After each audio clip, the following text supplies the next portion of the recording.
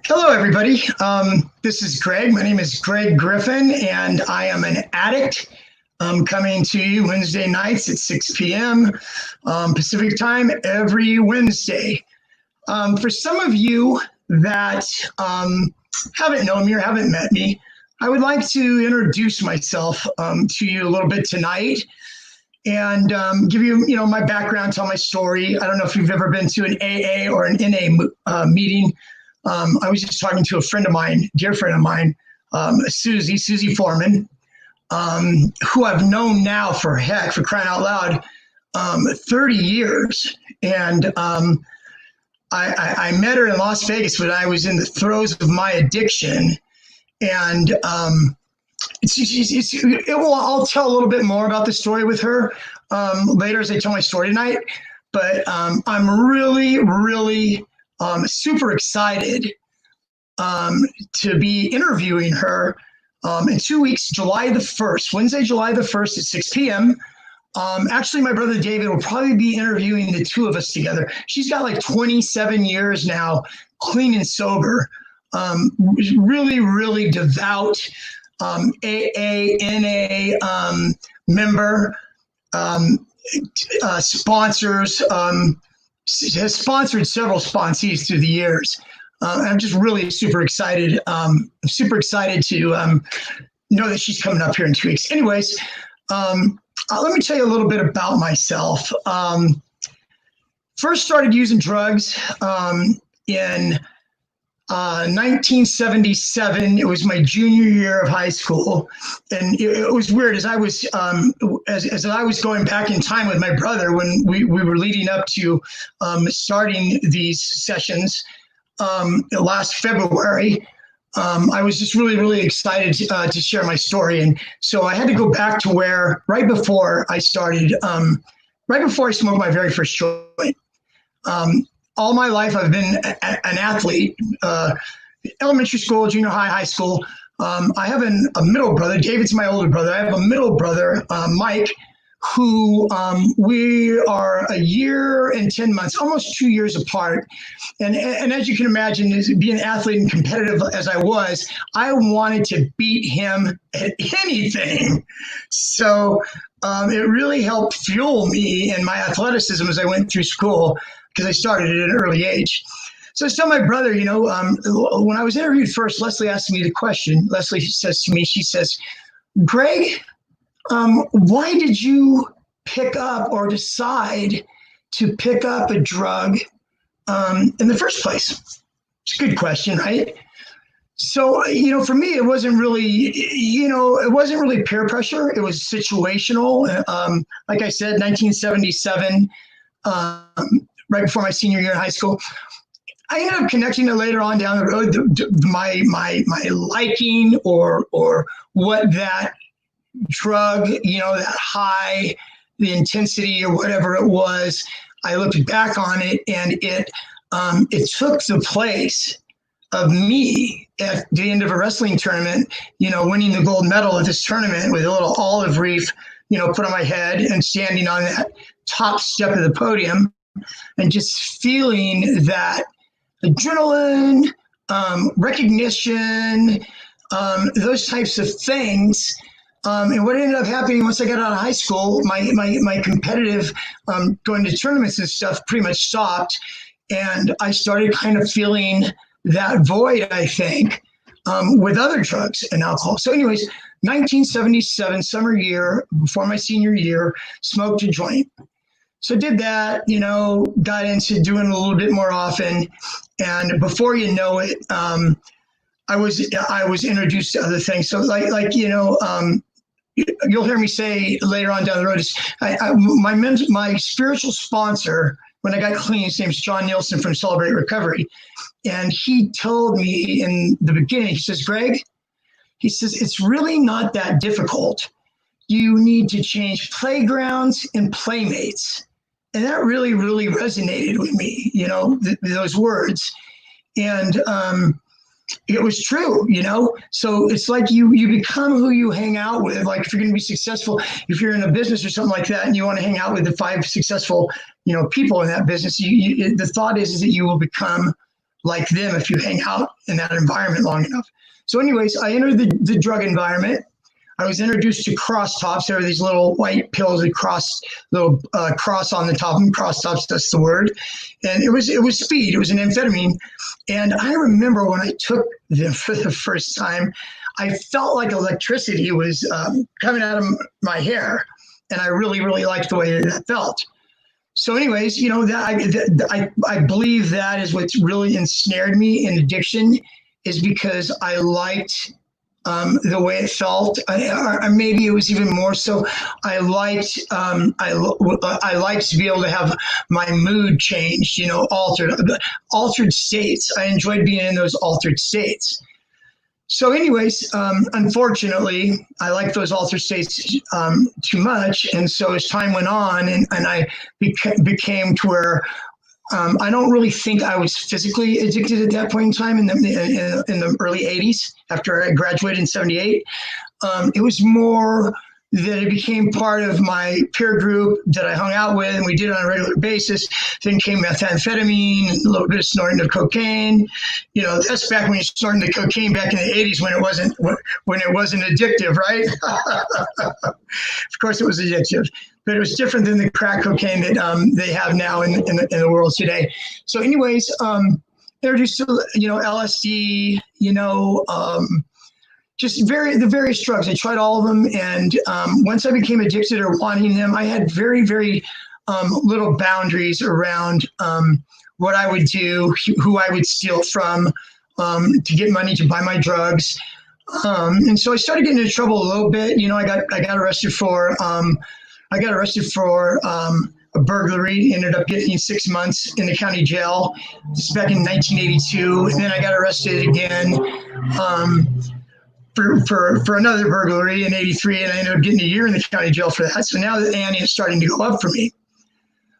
Where my drug usage, I work as a substance abuse counselor program here in Berkeley, California.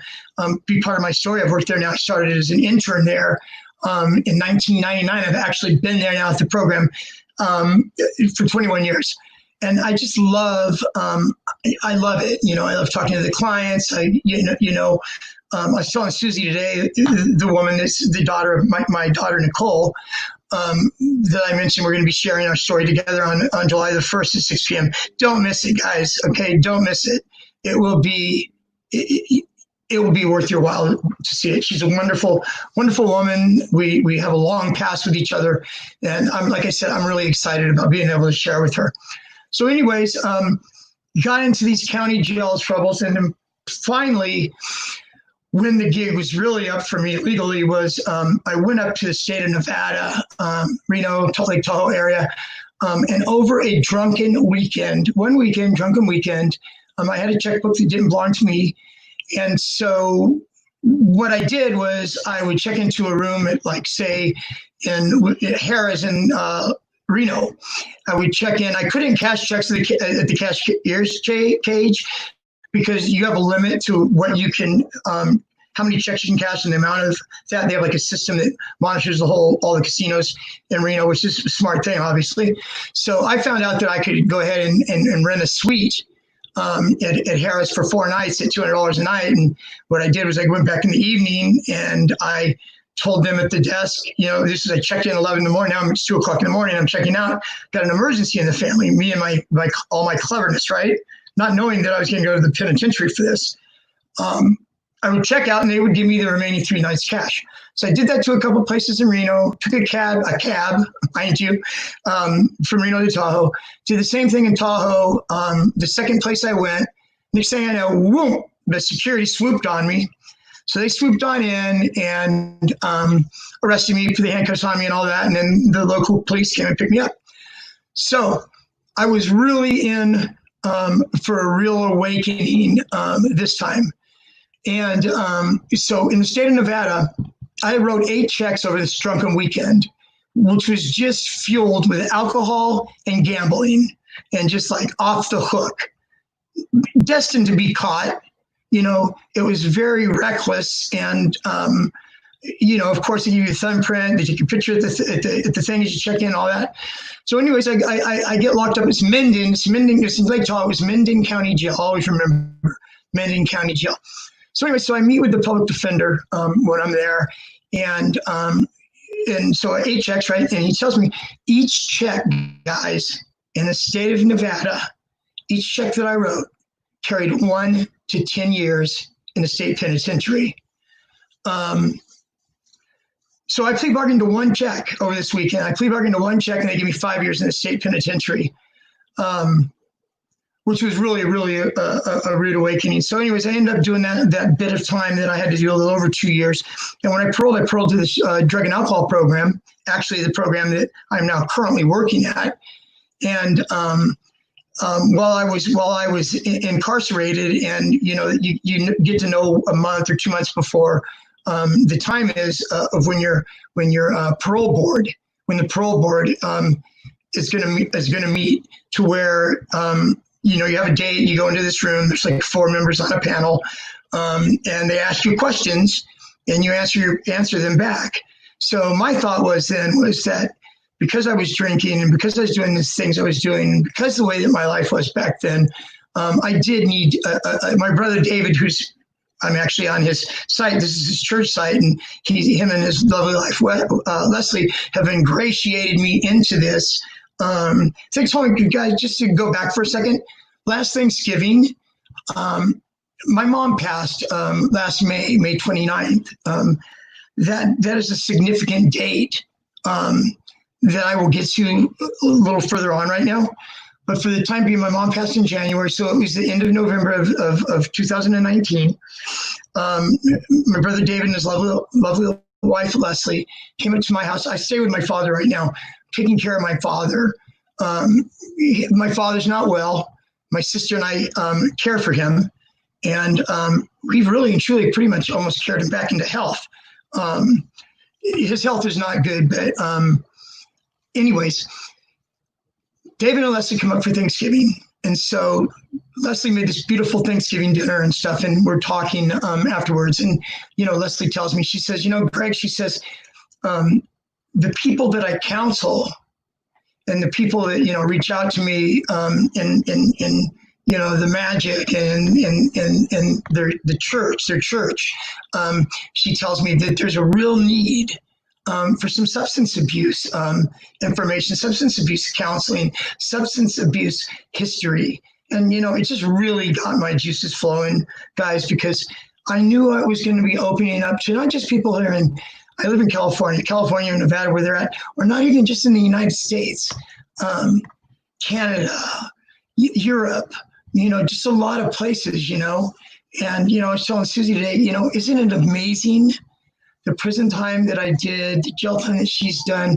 I'm going to get into to my eventual, guys, smoking a joint in 1977. Okay, you hear people all the time, oh, it's not a gateway drug. There's definitely gateway drugs, whether it be cigarettes or alcohol or marijuana, whatever it was marijuana for me. But anyways. From start smoking that joint, the summer between my junior and senior year of high school, it started out that way. Very,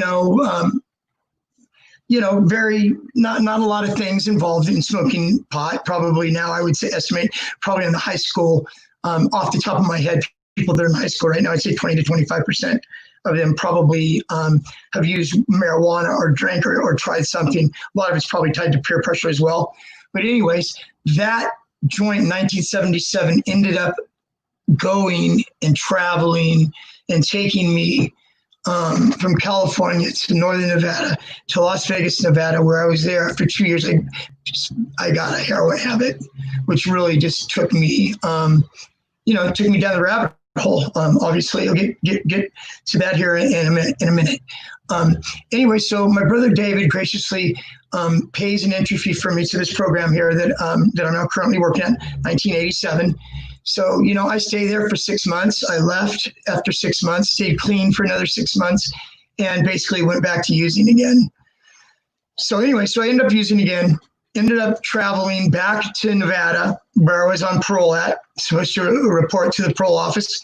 Didn't report to the parole office, just began another run, running amok, running wild, in Las Vegas.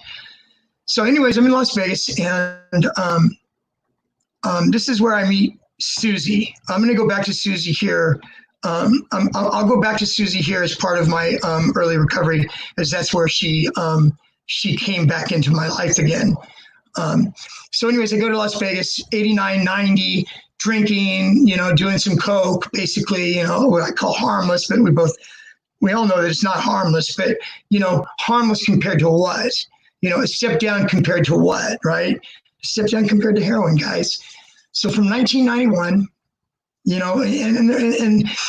and doing this story right now and telling and sharing my life's path, in my story, they would call it in an AA meeting or NA meeting. You have a secretary secretaries that meeting, and they always have a speaker. They bring a speaker in. And so I guess that you could call this me sharing my story. And so anyways, I get to Nevada. I did 89, 90, cocaine, alcohol. 91, I got introduced by a friend of mine that I knew. He had heroin. He was a heroin addict at the time. And, I had some drinks in me. I wanted to try it. So I tried it. It didn't really do a lot for me at the time. I remember I felt itchy and I threw up a lot, But after doing it a few times, I kind of got used to the way that it felt and I liked it. Still didn't have a habit. Then before you know it, I was hanging out with this guy, we got a room together for, a month. And before you know it, I became physically addicted to heroin. And was addicted to heroin from 1991 up to my birthday. Dates, as I'm telling my story, dates have just such they carry such a message to me. They carry such a significant message to me, because it seemed that these different checkpoints in my life, as of dates, like my birthday, March 7th, when I entered the hospital, May 29th, 1997, which is where I came home. I was taking methadone and stopped sticking needles in my arm, of May 29th, 1997. And my dear mom passed away this last year on May 29th, 2019. So anyways, backwards to Las Vegas and my heroin addiction. During my heroin addiction, I got arrested 2 different times from 91 to 97.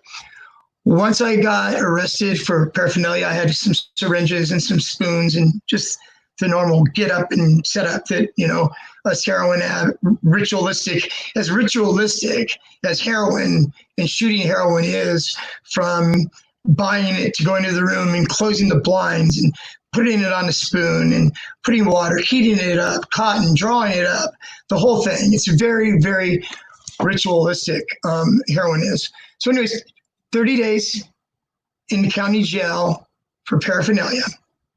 And then maybe 6 months, a year later, I got picked up for an open container and ended up going to county jail, and I ended up doing 14 days in the county jail then before that. So from 1991 to 1997, the span of those 6 years there, guys,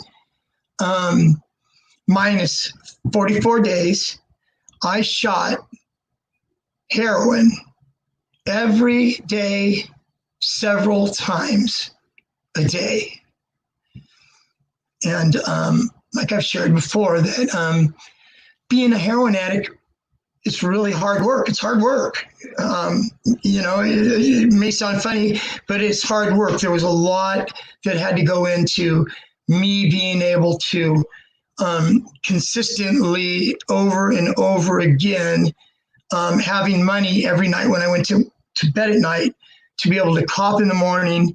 And I used to call it, it was my morning fix, morning wake up. What I called it was, and this is what it really was for me, was getting well. Because anytime you have a heroin habit, you go to bed, you wake up in the morning, you're dope sick. And so anyways, and after we do with my buddy, we do a morning wake up or whatever it was, and to get that, dope sickness off. then the wheels would start turning again about what am I going to do to make money today so I can get a few more fixes today. So yeah, it was a lot of hard work. What ended up happening was, excuse me, you guys get some water here.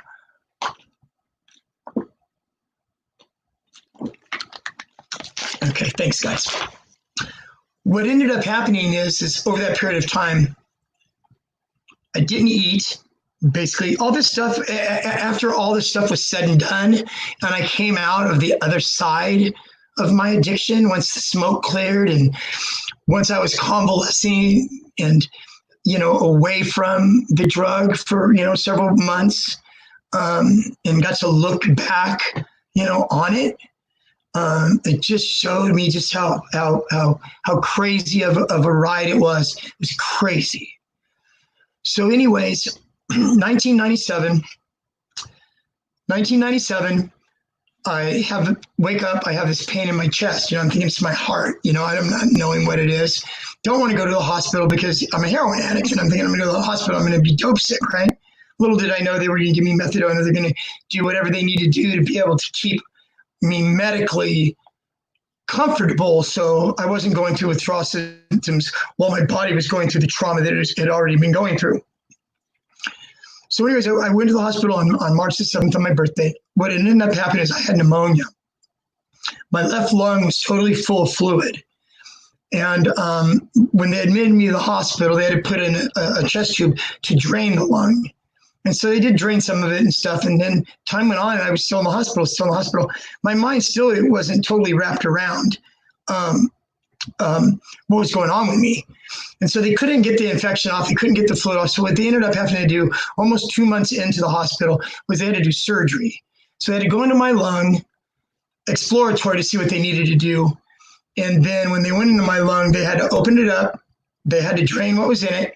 And I remember I've actually read my hospital paperwork as far back as a month ago. I went back through it and I read it. It's just another part of my life. And it was crazy. So they had to go into my lung, and they're describing, they said on the inner part of my lung, inside my lung, there was a fibrous peel, like a clear peel that had a cottage cheesy like substance entrapped on the inside of my lung wall. And so anyways, they did that. They cleaned it out. Little do I know all this time that I was in the hospital, the social worker at the hospital my mom was in constant contact with my doctor and the social worker. And my mom would ask, finding out later, my mom would ask the doctor, do I need to come? Do we need to come? And so the doctor would tell my mom, no, not right now, you don't, but it's touch and go. Guys, when I was in the hospital and I got released from the hospital, I weighed 124 pounds. And I remember the hospital ended up giving me a shuttle or a cab. They didn't have Uber back in 1997. And so what happened was my mom had paid for a one-way plane ticket from Las Vegas, Nevada, back home to my childhood home. And little did I know that my brother David was going to be waiting for me at the airport, when I left the hospital to come there. My mom just, they were smart. They didn't just give me it. If I was able to hawk the ticket, then I would have probably done something like that. My plans really is I thought I was going to get better in the hospital. Didn't know that I was going to be going home to California, even if that was an option. And what would have really happened after 2 months in the hospital, I probably would have went right back out to the same people again and started shooting dope again. And I would be dead. I wouldn't be sitting here in front of you today. So anyways, I go home, 124 pounds. It's just crazy to wrap my brain around that. And so I go home and, I had, just freshly out of surgery. I think I went home a week after I had surgery. I still had some stitching, and I still had some staples, on the side of my chest, and a couple drain holes that they had. So I went back there, started getting healthy again.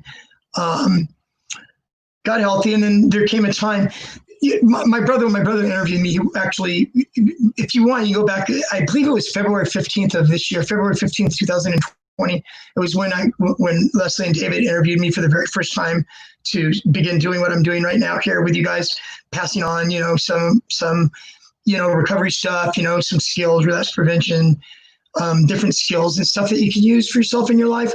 But then at the time, I didn't know that I was going to be, staying there all along. I thought I was going to get better and go back to Las Vegas, and start shooting dope again, right? How crazy is that? I was just the kind of guy that I really, really loved the action of it and the fast pace of it. It's just that adrenaline junkie in me. Like I said, when I first started using drugs in the late 70s and the early 80s, I liked the way it made me feel. It gave me the rush and the feel that I got from standing on the top step of that podium, winning the gold medal in the wrestling tournament, or running in the cross country, finals my sophomore year, and coming in second, and all that. I mean, I was a driven athlete when I was in high school, and so there's no doubt in my mind that whenever my drug addiction started, and as it went on initially, it was a replacement for that euphoria and for that thrill, and that was there. And I mean, that's what Las Vegas represented to me early on, was just that fast-paced hustle of all that. I was addicted to that as well as I was to the drug. So anyways, I come home, I get clean, I'm at home. I came home May 10th, which was actually my mom and dad's anniversary.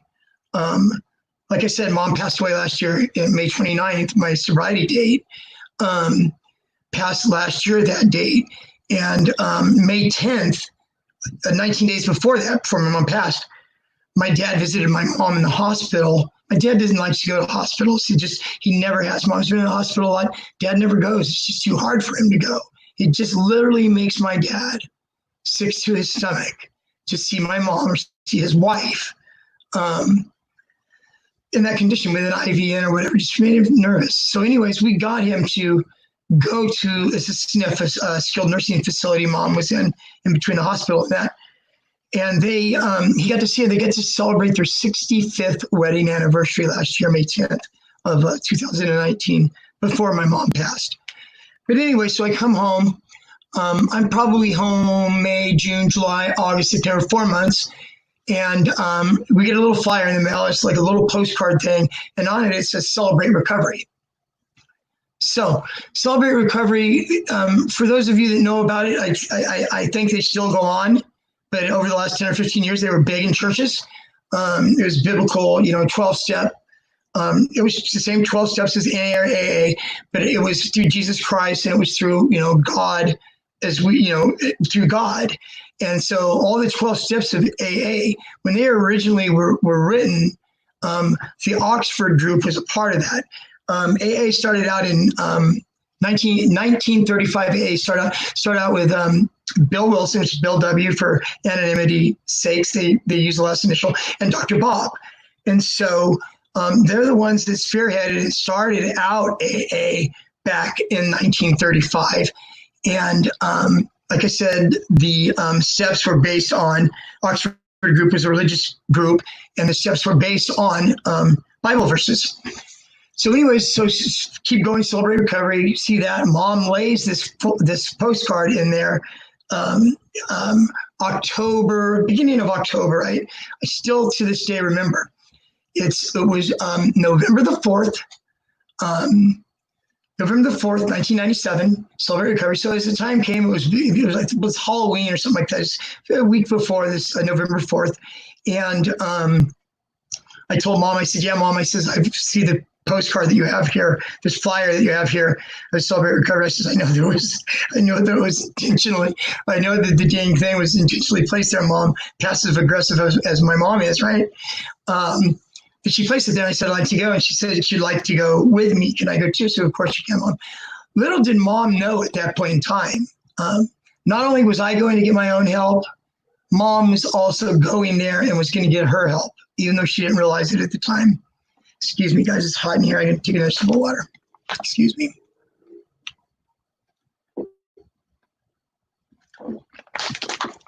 Excuse me. Okay, so Celebrate Recovery. We go to Celebrate Recovery, and the first couple of weeks of it, Celebrate Recovery, John Nielsen, who's the gentleman, he's Pastor John Nielsen, you know, he would love to see, he moved away to Arizona here about 5 years ago, and I'm been out of touch with him, and he would love the fact that he would see now this Pastor Greg Griffin.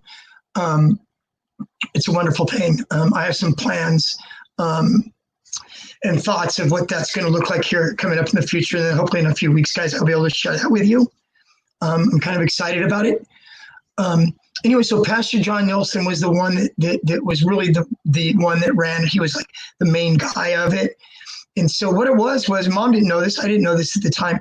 They were closed groups, okay? My group, of course, was chemical dependency. It was a closed group chemical dependency for people that struggle with, substances. And then they had overeaters, overeaters group. They also had a sex addiction group, and they had a codependency. So Mom ended up going to the codependency group, and she ended up getting a lot out of it. She ended up getting a really lot out of it.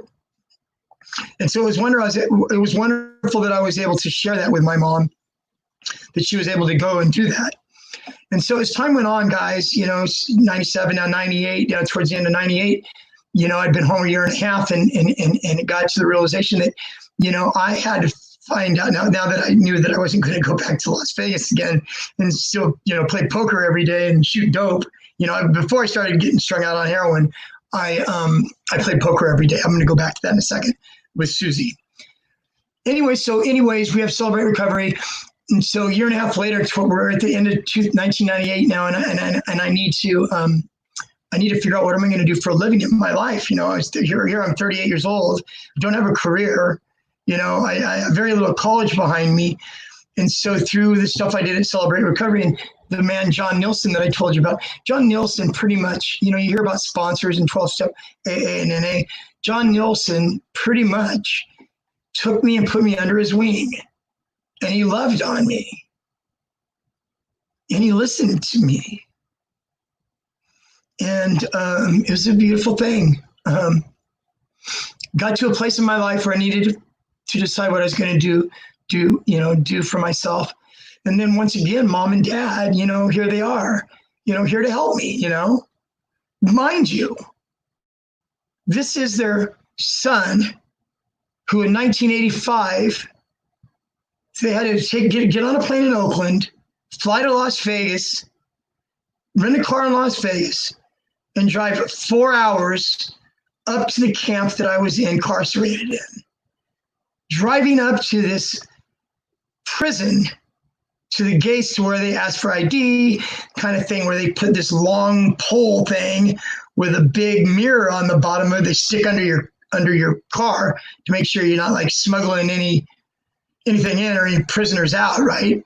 And so they got to drive up to this gate, and I just can't imagine how my mom felt that her 25-year-old son with these gun towers, razor wire, this stuff, came to visit their son in prison.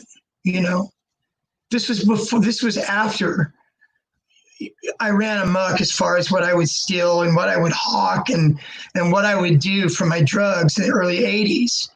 And then coming home in 97, being 124 pounds.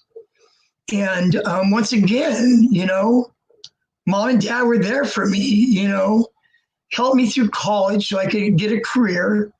I took chemical dependency studies and went to college for 2 years, and then began an internship at the drug and alcohol program that I currently am working at today, where I've worked now. Started there in 99 as an intern, 2000, so it's 21 years, which is, I love it. I love it. I love it. It fulfills me. It just makes my heart feel so good that I'm part of the solution today and not part of the problem. So I go to school. I get this job at the place I work at Berkeley. So I'm working there. Okay. back in time now. My years in Las Vegas, I got to Las Vegas in 1989. So from 89 up to 91, those first 2.5 years or so, I was a big poker player. I played poker every single day. I loved the action, right? And my name, they called me, I had a little handle, alias. I was Yancey Johansson, the riverboat gambler. Somebody named me Yancey Johansson because it was a riverboat gambler, right? I was a legend in my own mind, right? So anyways, I went by Yancey. So I had a friend, Susie. Okay, Susie's a gal that worked at the ranch. The ranch, the kind of ranch that she worked at, doesn't have animals. All they have is studs. Mustang Ranch. So anyways, this was after my relationship with her in Las Vegas. So she was a hustler. She was a street hustler. She turned tricks. She worked for Las Vegas. She worked for an escort service in Las Vegas. And, I was a fellow hustler. So, hustlers would cross paths and stuff. So we crossed each other's paths, Susie and I. Became friends. And it was really weird, too, because, I did my share of, hustling. I did my share of women and all that kind of goes on with that lifestyle. But when Susie and I met with another friend of mine, we became friends. Pretty much became friends right away. And there was just this bond between the two of us, She trusted me. I gave her reason to trust me. I thought the world of her. So every time, the way this relationship built, guys, is we met that night. Susie and I did. We became friends. We'd run into each other occasionally, and I loved on her. We were not just fellow hustlers. We began a friendship. So anytime Susie, she had a boyfriend or two during the times I knew her between 89 and 91. There's two different, actually, Randy and the other was Chino. You guys will never know who they are. You'll never see it. And there's no anonymity involved in any of this. Susie sure as hell. Susie sure as the heck will know who they are. I can't wait, guys. 2 more weeks, okay? 2 more weeks. Susie and myself are going to get interviewed together. Same time, same place, by my brother David and his lovely wife, Leslie. Don't miss it. Anyway, so Susie, anytime Susie's boyfriend, like I said, there's 2 of them, so I don't know which boyfriend was first. I think Gino was first. Anytime a boyfriend of hers, or those 2 guys, would go to jail, Susie would look Yancey up. And the way she would look me up is she would call around to all the poker rooms, right? All the poker rooms. And she always got me. And so she knew that once she got in contact with me, she always had a safe place to stay with no hanky-panky going on, and that she would be taken care of. So, that happened a time or 2. And I think after the first was Chino, the second was Randy. So Randy goes, same thing happens the last time now. And, I was a friend, no hanky-panky, no none of that. It was genuine love and friendship. So the last time now that Randy got arrested and went to jail, I remember really vividly the night that Susie and I kind of, hooked up. It was, we were at the Union Plaza. She's going to blow her mind. She's watched my original thing. I just talked to her on the phone this afternoon, actually, make sure that she's going to commit to July 1st. It was the Union Plaza. We had a couple of drinks and they had a band playing and we danced. And I think that was the first time that we ever kissed. And so we did, and one thing led to another, and her and I became intimate with each other over a couple of days, week. I'm not exactly sure how long. And then the time went on, and, Randy had, 2 months, whatever to do there. So the day before this, I knew he was getting out until I looked at her. I said, Susie, I said, I know Randy's, I says, I know that Randy, I started loving her and caring for her, and I think a lot of it had to do with we built a genuine, non-sexual friendship with each other to where she did feel safe and protected. Not like I'm this big, burly, bouncer guy, but she knew that I had respect in the area. I was respected. Down all the derelicts, all the hustlers. Most of the hustlers lived in downtown Las Vegas, Fremont Street, and not just like where Binion's Horseshoe is. Then you go a little bit further down, and then you get the Western. It was the Western, which was part of El Cortez and Jackie Gaughan's, some of Jackie Gaughan's properties. So anyways, we would live down at that end of the Fremont Street. So anyways, I told Susie, I said, I know Randy's getting out of jail tomorrow, and so I said, I know that you guys are gonna, you guys are gonna be together. He's your boyfriend. It's the third time Chino once, second time for Randy. And I said, I understand all that. That's what you want to do. She goes, no, Yancy, it's not what I want to do. She goes, I want to be with, I want to do this like we're doing. So anyways, Randy gets out, basically. Susie talks to him, playing poker at Del Cortez. He comes in, he raises hell, a bunch of hell and shit, and so he gets kicked out of the casino, and I'm getting kicked out too, kicking both of us out, right? But it's from different exits. Him in the back, me in the front, right? So anyways, kicked out. I found myself around the other side where I knew he was getting out, and fight, happened, and kicked his, whatever it is, kicked his ass, and then that was it. It was it. Then it was me and Susie. And so during this time, knowing it was me and Susie ends up getting pregnant. I don't know that the baby's mine. I didn't know if the baby was mine or not, but maybe a little graphic, but contrary to popular belief, most women that work at the Mustang Ranch or work at the streets, there's not a lot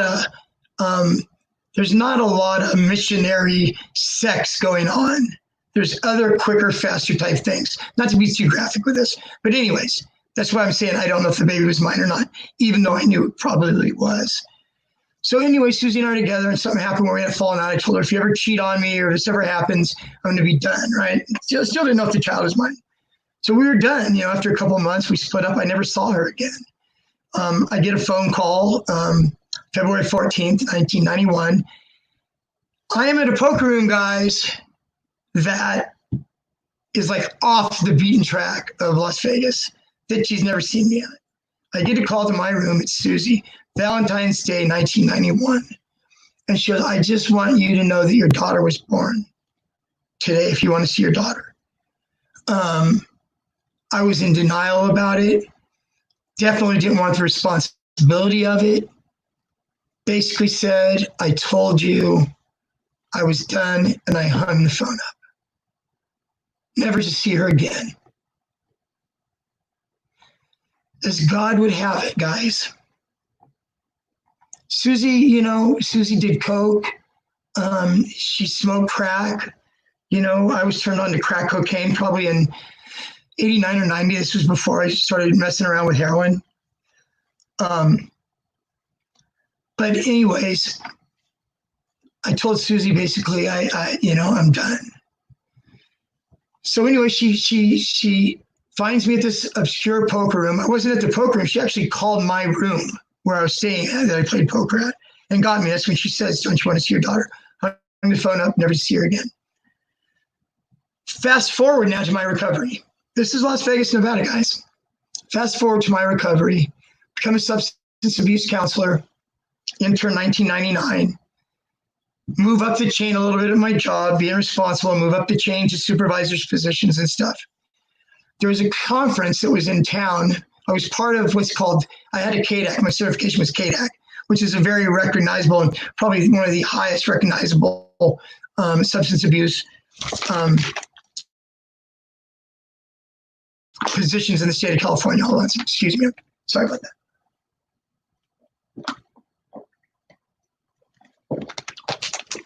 Thank you.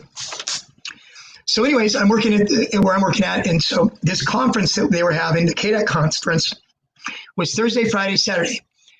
Thursday, it was myself and a coworker of mine named Regina. So Greg and Regina were going to this conference, and we had our company's information. We had some flyers and stuff that we were promoting our company. So I was doing that Thursday, and Regina was doing that Thursday. My supervisor and somebody else, another staff member, were going to be there Friday, and then our assistant program director and another staff member were going to be there on Saturday. So it's 3 days. I'm in there on Thursday where I'm sitting in this meeting. It's this meeting, a KDAC meeting. They were doing voting and stuff like this. And what they did is we did some kind of like legislative stuff in the morning, and then the afternoons were filled with workshops. So I had a little flyer pamphlet thing there, and there was like 4 different workshops over the course of that day. And so reading, okay, this one workshop at the place in Santa Cruz, this place is outpatient, okay, and then this other person presenting, her name was, it said, Susan Foreman, prostitution outreach, right? Vallejo. So I tell my friend Regina, I says, I used to know a Susie Foreman, So this meeting is boring to me, okay, right? I get up, go to the bathroom, walk through the lobby, gonna get some fresh air outside, right? Walk through the lobby, nobody's in the lobby, open the door to go outside, and another door opens, and there is Susie and I, face to face, with nobody around. And it was right after the birth. It was 1 month after the birth of my daughter, Lindsay. My daughter, Lindsay, was born August 14th of 2001, and I ran into Sue August 20-something, it was right after 9/11.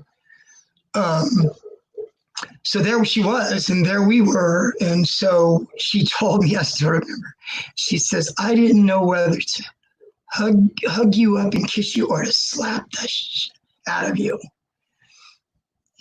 She says to me, she goes, I have worked so much on you in the steps that she was working, right? Come to find out that very day, she was actually celebrating 7 years of sobriety. So doing the math, I think probably Susie will correct me if I'm wrong, on July 1st. But I believe it was, so that would make her sobriety date September 20-something of 1994. She'll correct me if I'm wrong, I'm sure. So anyways, there she is, and there I am. And so we left the conference. We went across the street to Denny's. We ordered breakfast or a cup of coffee, and we just started talking. She told me about the daughter that was born. Her name was Nicole. She was put up for adoption. In Las Vegas at the time she was born. It was a good thing that I wasn't there in her life, or Susie wasn't there. Neither of us would have been able to take on at that point in time in our lives as a parent. Like I said, I didn't even know if the child was mine. So anyways, she shares that she's put up for adoption to this couple that owned a private business in Las Vegas and couldn't have kids. So she tells me, and what's really a trip is that when my daughter was born, my daughter Lindsay was born August 14th of 2001. Nicole was February 14th of 1991, 10 years apart, 10 years, 6 months, or 9 years, 6 months, whatever it is. So anyways, when my daughter was born, I wanted to name my daughter Nicole, and Lindsay's mom wanted to call her Lindsay. And so my daughter was born, August 14th of 2001. Her name's Lindsay Nicole. And Susie tells me that our daughter's name was Nicole. Go figure that one, right? So yeah, it just opened up a lot of stuff. Opened up a new life right here. Us meeting each other, I don't want to go too much into stuff, it'll be a surprise. Susie will share and elaborate more. I want to respect her. I just want to respect her,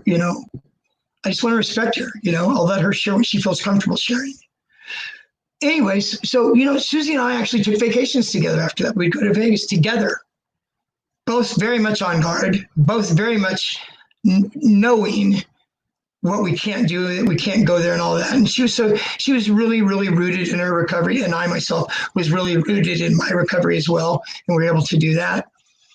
So anyway, she tells me this. And so when we go to Las Vegas, these different vacations that we've taken, we filled out paperwork. Actually, the paperwork was lost before we got there that we were going to file at the county clerk's office, just in case she wanted to get a hold of us, she'd know how to. So that never happened. Okay, fast forward. August 2010 now, Susie calls me, panicked, leaves me a message, call me. I thought she relapsed. I thought that, she was so panicked. So I take a break from work, I call her. You would never guess what just happened. Nicole just got in touch with me. And so it just was amazing, And so she goes, I gave her your number, but don't call her until you get here, until I talk to you, right? And so anyways, go figure this, right? I live in Hayward, she lives in Vallejo. I get in my car, boom, drive to Vallejo, I'm there in 40 minutes, okay? So when I do call Nicole and we talk, she's got her mom and her dad 19 years later, not married, not a couple, but standing in the same living room, not in jail, not smoking crack or shooting heroin, but standing in the same room. What are the odds of that? And she told Susie early on, she says, you know, Susie, I didn't get in touch with you to have a relationship with you. I got in touch with you to find out medical history. And you know what, guys? It broke Susie's heart. And I told her, I said, Susie, God did not put Nicole back in your life for you not to grow a relationship with her. It felt like the right thing to say. Didn't know totally 100%, even though Susie's a Christian, has God in her heart, and I do as well. And so anyways, that happened. Told Susie, well, you know, now the next step is we have to go see her, meet her and her adoptive parents if we're invited to. 2 months later, I got Susie and I tickets. We flew to Vegas. We met our daughter and we met her adoptive parents, and they were the bomb. And they were the bomb. And Nicole is just the most beautiful girl that I've ever seen. And so anyways, I'm going to leave that story right there with Nicole there. There's been a lot more that's happened in the last 10 years. There's been stuff that's happened in the last week with Nicole flying up here to be with her mom on her mom's birthday for the very first time to California, to meet Susie's parents, to another parents, to meet Susie's sister, brother-in-law, best friends, stuff. And I just got off the phone with her this afternoon. And she tells me, she goes, Greg, I have something to tell you, but I don't want you to get angry. And I tell her, I said, Susie, when is the last time that you've ever seen me angry? I'm not an angry guy. I'm just, you know, I guess it's a God thing. I've been given life, a new path, to love on the clients that I work at, to feel like I wake up in the morning and that I have purpose. Why am I going to be angry? You know, I mean, I'm sure that something's happened where I've got angry before, but I can't remember the last time. And so she said, I have to tell you that she says, Nicole flew up last week for my birthday. And she told me I don't want to hurt Greg's feelings, but my daughter has, you know, she has a little anxiety. She has some anxiety issues. Like I think probably all of us in this world have a little bit of anxiety issues. But she told Susie, she says, Susie, this is so overwhelming to me right now that I can't do, you know, too much. And I told Susie, I says, you know what? I says, it's the most wonderful thing in the world that she spent your birthday. I spent my birthday with Nicole 2 years ago in Las Vegas. Me and her, March 7th, was my birthday of 2018.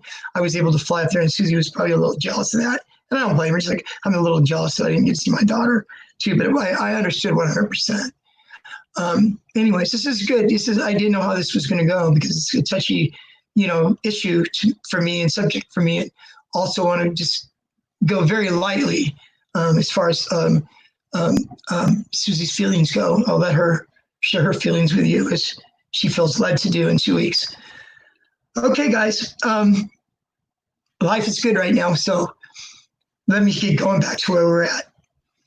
I'm going to cut off my story from there as far as what happened with me. You know, I got clean and sober, started working at the job in 1999. My daughter was born in 2001, my other daughter. And then now my life goes on. And like I said, Leslie and Davis asked me if I would do this component, if I would actually basically do the Hermetic Order of Golden Dawn recovery, the recovery portion of that for drugs and alcohol. People, everybody almost is in some form of recovery or some form of addiction or compulsion or whatever, like whether it's food, guys, whether it's sex, whether it's relationships, whether it's, you know, there's so many things, guys. Being addicted to 12-step meetings, right? There's so many different, you know, things. So anyways, I've talked recently in the talks. I was saying that, you know, I really loved the fact that it was really Leslie was opening that door of the recovery thing, being the Golden Dawn recovery person to be able to, do that and to be able to, what I'm doing, guys, is I'm doing shares. This is a little different right now.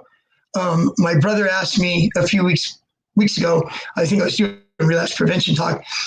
He says, there's a lot of people that don't know you yet, Greg. He says, so I want you to kind of go back through your story, so give them just like a nutshell version of your story. 5 or 10 minutes. I says, David, 5 or 10 minutes, you got to be kidding me. I can't even, I don't know how to do that, 5 or 10 minutes. So I decided tonight that I was going to go back into my past. For those of you that heard the February 15th or I don't know the exact date. It was a Saturday in the middle, maybe the third Saturday. We came up with these third Saturdays. So the third Saturday in February. It was similar, but I also went on and talked about the OxyContin thing and the whole fentanyl. There's this whole fentanyl thing, guys, going on. I'm going to transition into this right now. It's going to talk about recovery slogans and revisit relapse prevention and one day at a time, just kind of revisit them. But anyways, so I want to talk for a minute about this fentanyl thing that's going on. For today's heroin addicts, I mean, I know firsthand because I deal with heroin addicts, fentanyl addicts every day, where I work.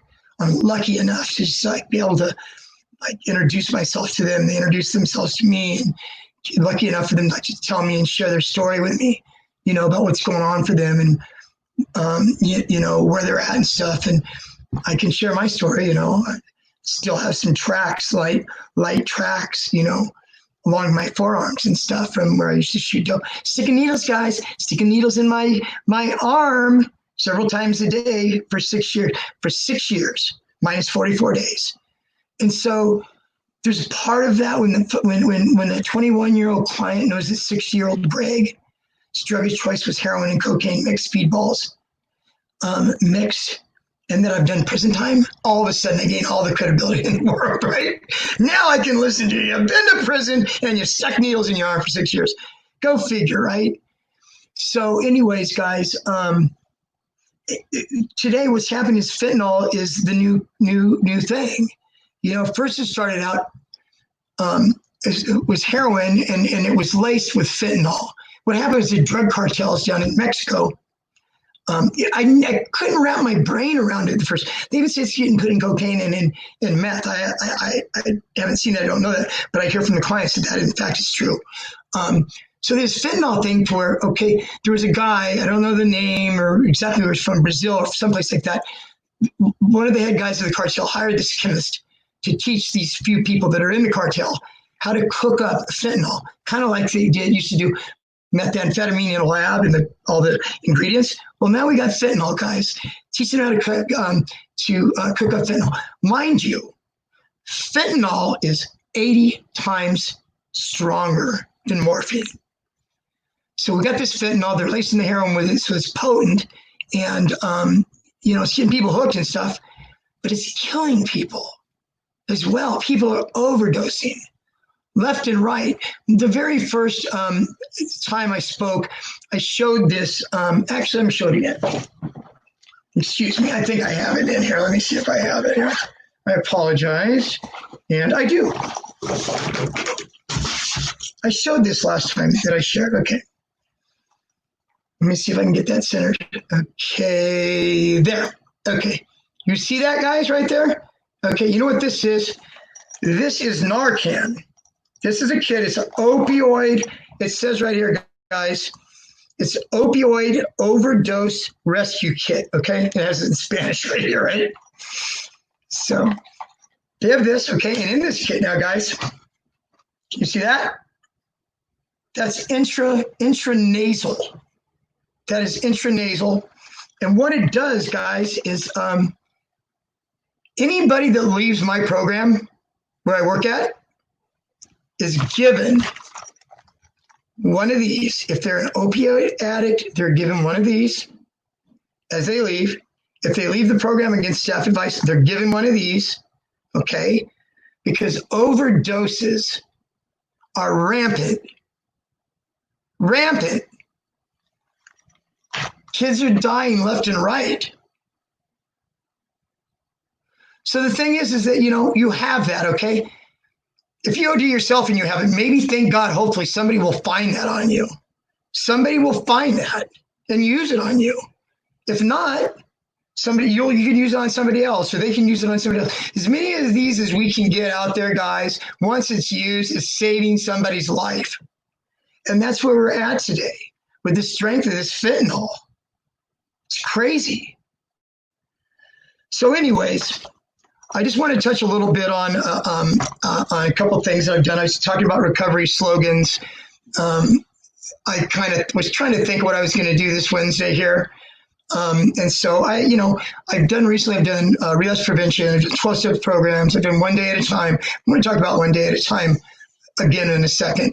So we have recovery slogans, recovery acronyms. I love recovery acronyms. I love this one too. Okay, SLIP. So somebody has a slip, right?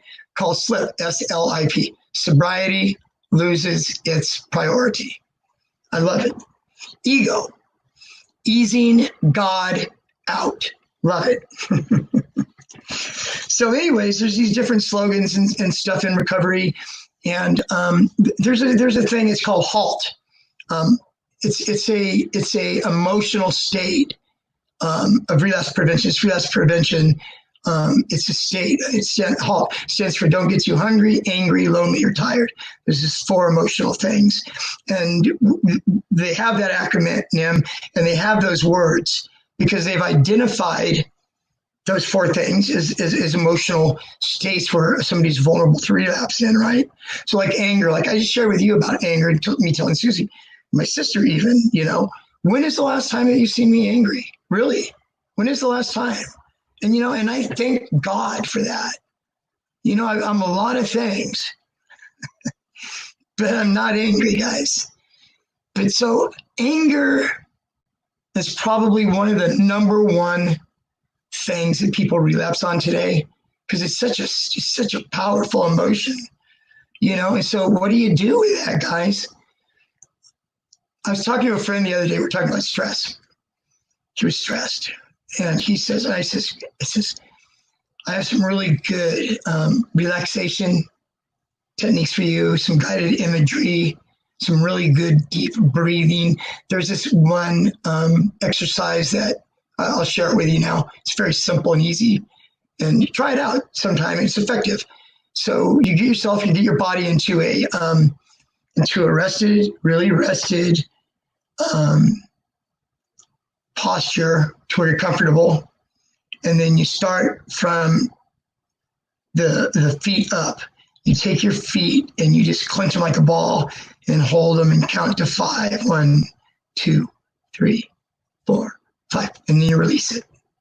Then you do your calves. Tighten your calves up, tighten them. 1, 2, 3, 4, 5. Let it go. Quads. Tighten. 1, 2, 3, 4, 5. Loosen. So you do that, guys, all the way up the body, okay? From calves, buttocks, stomach, shoulders, arms, hands, head. You tighten your head up, but you get it. Maybe close your eyes, squint really hard. And when you release, when you're going up the body and you're releasing, you're doing that, it's getting those muscles, it's engaging those muscles. There's something about anxiety and anger and these emotions, guys, that there's energy in it. There's energy in your body. There's energy in your muscles. And if you can find things, guys, guided imagery, deep breathing. Guys, you can go on websites right now, and a lot of the websites will have a little circle like you see on YouTube with a little arrow, and they'll give you a 3 or 4 minute relaxation technique there. You push it, and it will walk you through it. It will tell you how to sit, and she will guide you. And so I was telling this guy the other day about stress. I says, you've got to learn how to be able to relax yourself from that. I says, because you can't be relaxed and stressed at the same time, right? So what are we going to do? We got to learn how to be, got to learn how to relax ourselves. Excuse me.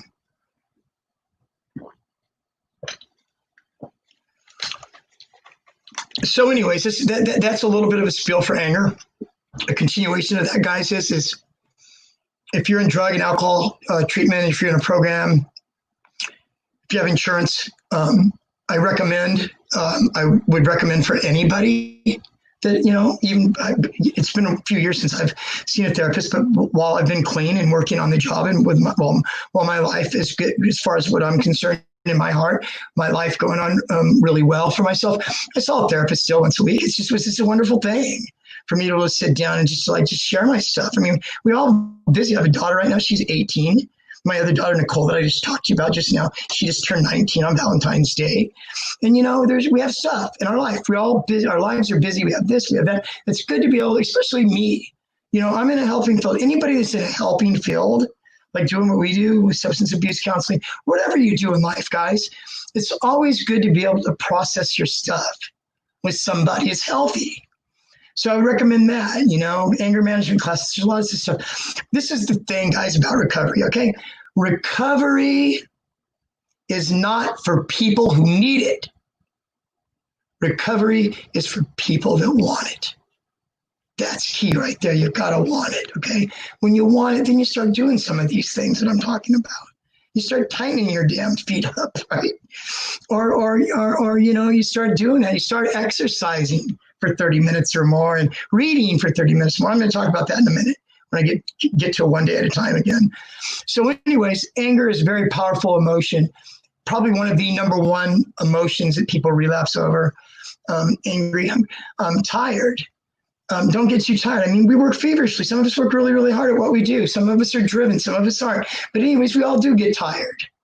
Most of us get tired, And when you're in early recovery and you have the tired thing, I don't know. When I first got clean from heroin and opiates, I couldn't sleep very well for a long time. Clients that I see now that are in the program have a hard time sleeping. Shit, when you first come in, you're lucky to get 2 or 3 hours of sleep or an hour even.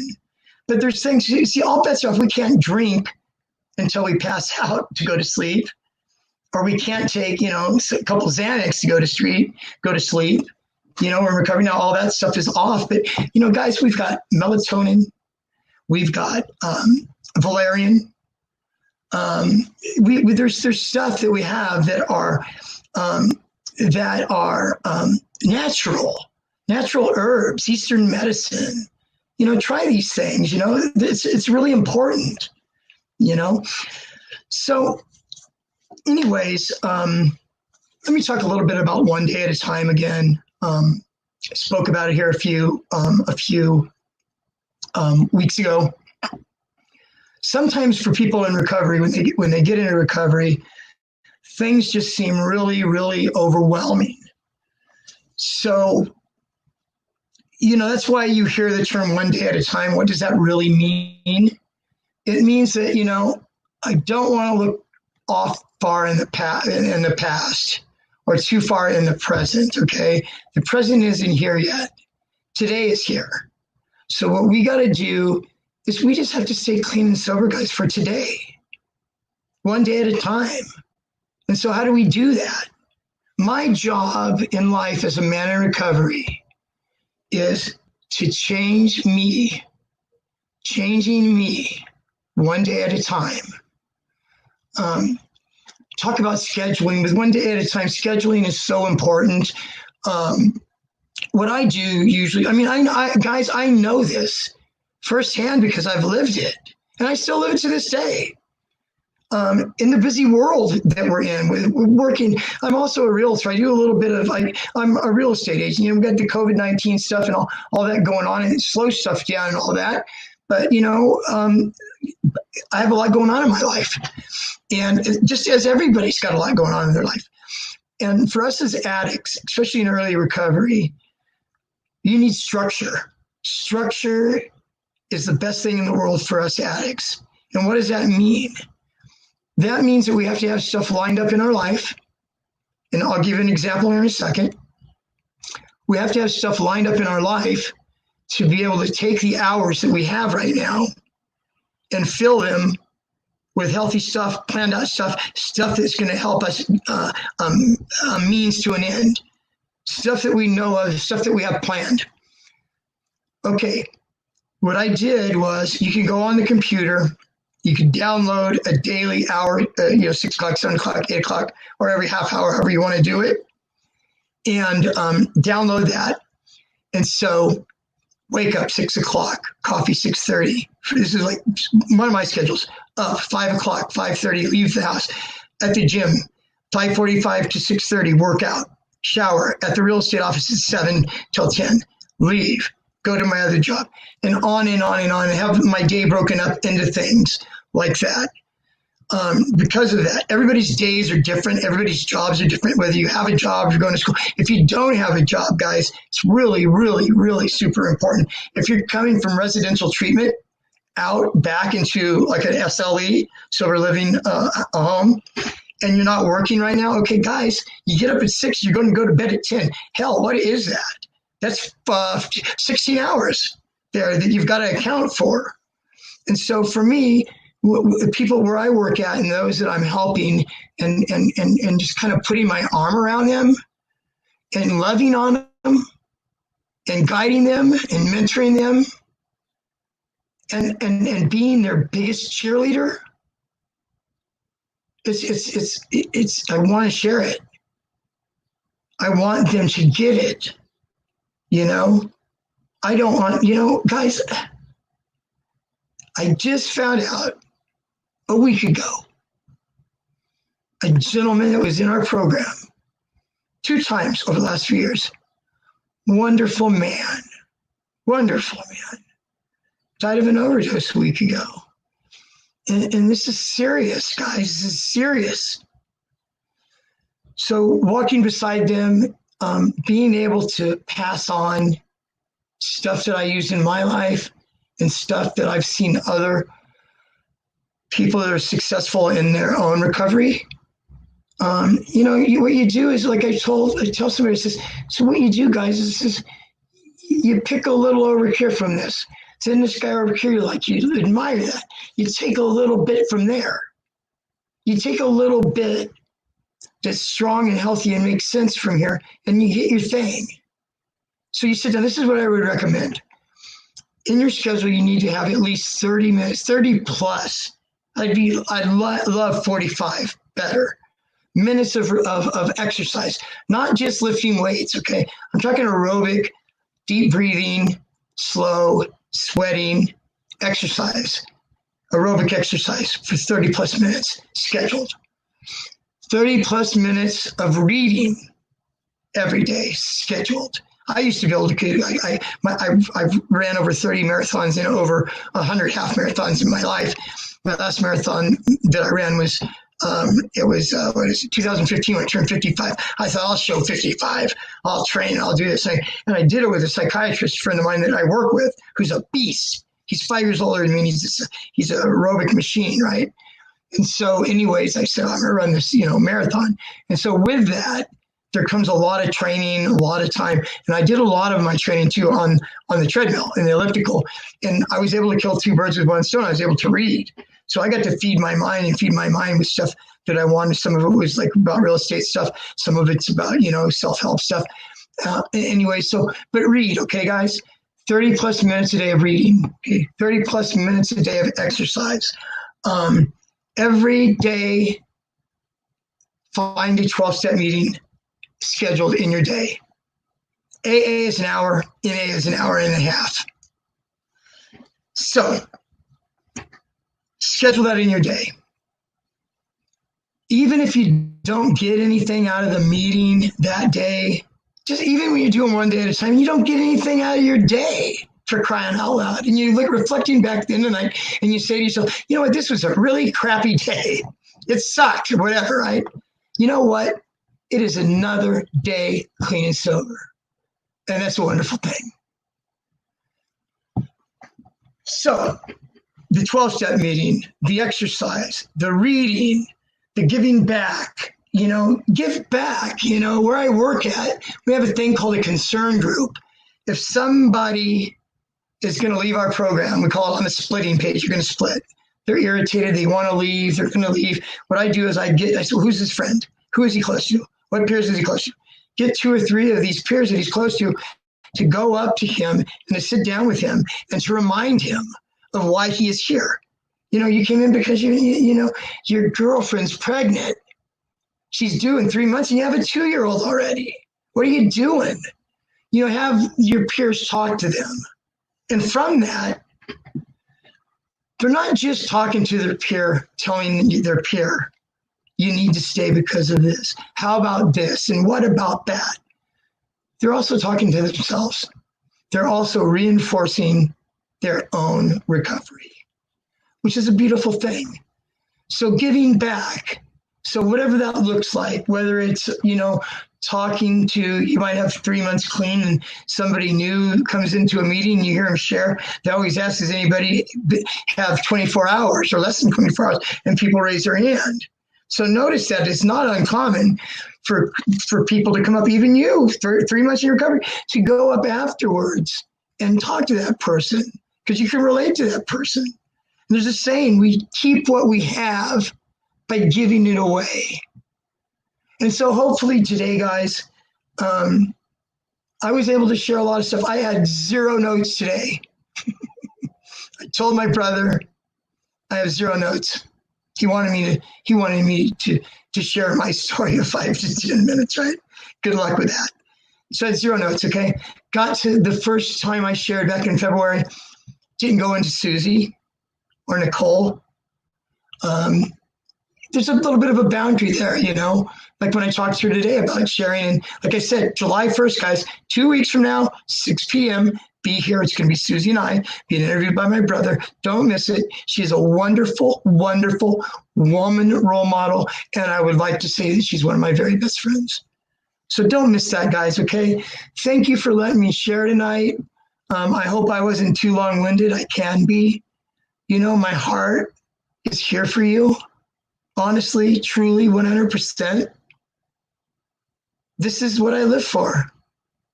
God has me here alive today. For this, I believe. My brother told me when I was getting on the plane at the airport in 1997, weighing 124 pounds. My brother recently told me, he says, Greg, I didn't think you were going to make it. And thank God I've made it. And I thank God that I can share with you. So I'd like to say to you guys tonight, good night. You know, good evening, good afternoon, wherever you're at. If you feel a strong craving and you really want to use and you don't know what to do, pick up the phone and call AA or NA hotline. You know, there's always somebody there to answer. Get your butt to a meeting and raise your hand and say, I am struggling today. I need help. And I guarantee you somebody's going to come up to you after that meeting and they're going to talk to you. Okay, guys, I enjoyed tonight very much. Good night, everybody. I will see you next week at 6.